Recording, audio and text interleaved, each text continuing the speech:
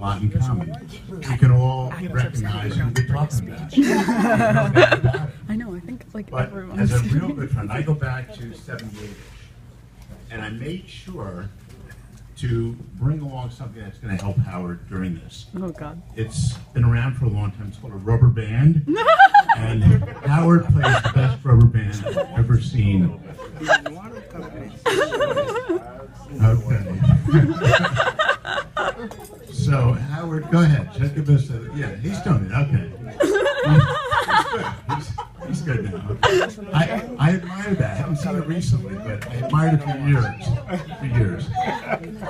So, Howard and I met in 78, and I was single, and Howard was single, and through common friends, we met in New York City, and we've been friends ever since. And I was single and had no kids, and at that time, Howard and I were both out in the Hamptons, and I remember we were sitting on the beach, and he was relaying to me his frustrations with problems with his 4-year-old daughter, otherwise known as Mara, who's very accomplished and doing quite well. And I won't embarrass anyone, but there was an issue, and Howard was very perturbed about it, and he was having difficulty, and I couldn't really relate to that because I was a single guy just seeing how much I could do, you know? Have a good time. I wasn't into the kids thing yet. So Howard got through that phase. Then I finally settled down. The second time I got married, and my wife forever, because we have a very close friend, very unusual that we have another close friend who's a patent trademark attorney, and we're close with them, and we're close with Howard and Jessica.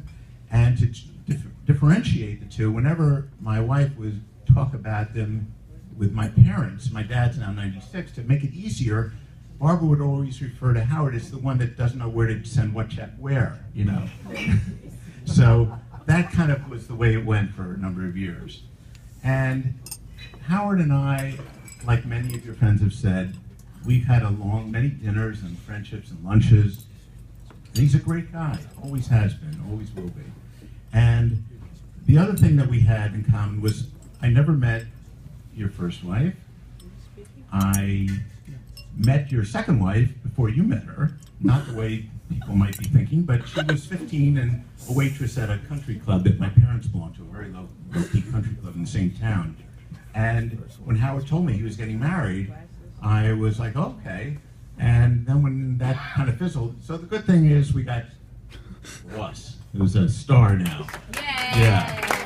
Every Aronson kid's a star. That's part of your legacy, and Jessica's. So the real beautiful part of the story comes next. Howard and I were meeting for one of our lunches, and Howard, we had gone to Club Med. A lot of good stuff happened at Club Med. And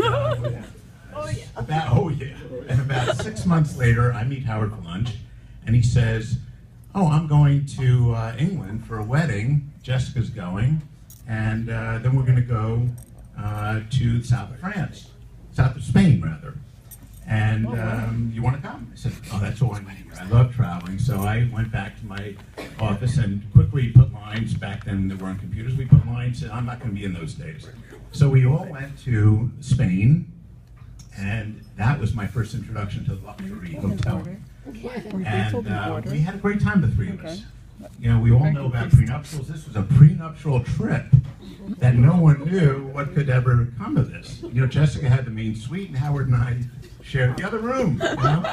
And the three of us had a great time. And Howard, being the sport he is, and getting all these samples of things, he had a pair of shoes that were really nice, that were kind of tight.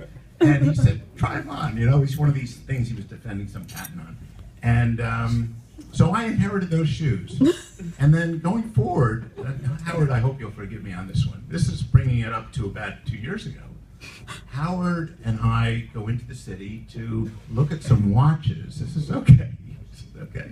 All right, we go into the city to look at some watches that are kind of the right name, but not by the manufacturer. The ones he defends against, you know? So we go down to Mott Street or somewhere in Chinatown, whatever it is.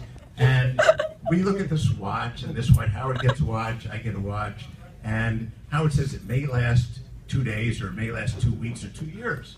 So I get mine for $135, Howard gets one, and lo and behold, it keeps perfect time, and still going strong as Howard's is. So all that was all good too. Then Howard and Jessica get together, and look at the years he's put in and Jessica's put in. Like, you know, and now we're trying to recruit them down to Florida, where we bought about 2 years ago, where my wife is, and I'm the schmuck that's still working up here. And Howard and Jessica's ready to go. She's ready to pull the plug. And Howard is getting close, right? Getting close. Okay. So anyway, we look forward to you coming and joining us in the Holy Land. And I treasure our friendship, always have. And I look at you as a very, very close friend. And I know you have a lot of friends and appreciate being in the circle. So thank you.